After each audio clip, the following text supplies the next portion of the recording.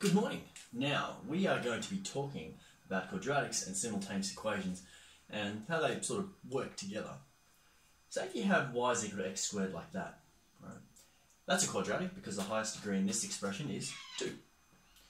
If you have y is equal to x that passes through it, you can tell that it hits it at 2 intersecting points. I think you know which one this point is. That's obviously the origin, which is 0, 0. But how do we find out what this point is? What's the x value of that point, and what's ultimately the y value at that point? We don't know that yet, but we can sort of work it out. You understand that at these points, these two equations are basically equal to each other. So doesn't that mean that y is equal to x squared should equal y is equal to x? It means that x squared should equal... where's my red pen? Doesn't matter. It's equal to x. Okay, for all the colorblinds, you know, sometimes green looks like red. Now, what you then want to do is that you then want to say, alright, well you got x squared and you got x. What do I do now to solve for what the value of x will be? Well, using what we already know about factorization, the null factor theorem, so I'll write that in here, so factorization, and the null factor theorem.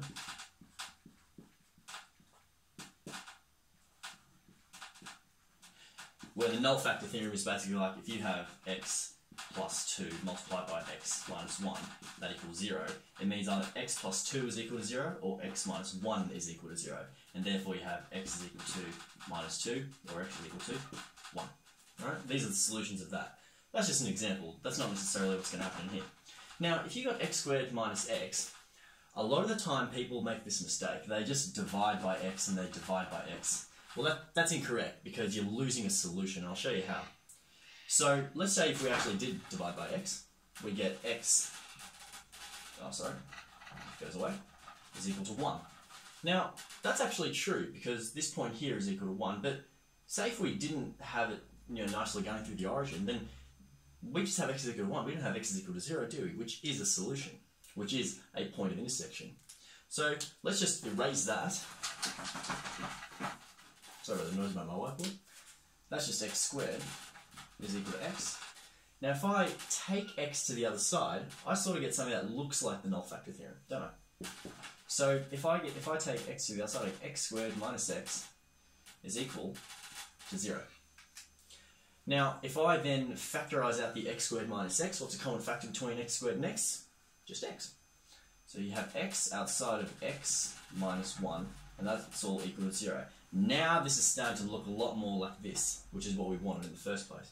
So we know for a fact that either this is going to equal 0 or this is going to equal 0. And remember, you can only do this when you have two terms that are being multiplied by each other to equal 0. Because only that means that this is equal to 0 to make this whole thing 0, or this x has to be something to make this equal to 0. And we're just going to solve for that. So we know that either x is equal to 0, and see how that relates back to this? Right? We have x is equal to 0 up there. And we also have x minus 1 is equal to 0 too.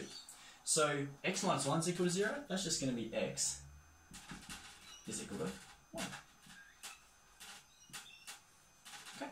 So this sort of helps us understand where exactly along the x-axis the two lines, the curve and the line intersect. At x is equal to 0 and x is equal to 1. So that's in here. But what's the y value? Guess what? We can actually sub each one of these into either one of that or that, and we'll still get the same answer as to like what the y coordinate is. And I think you can start to see that already. But let's just show you.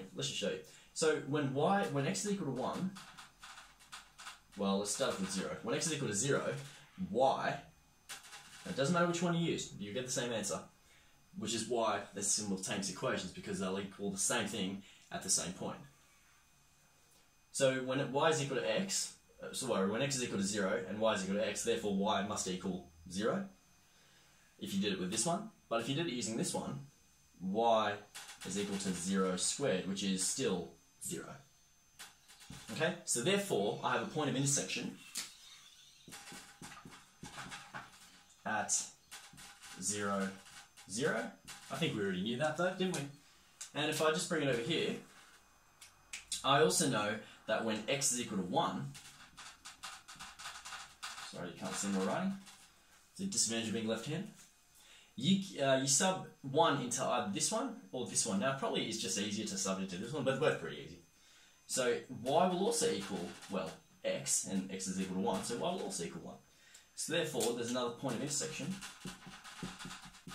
at 1, 1.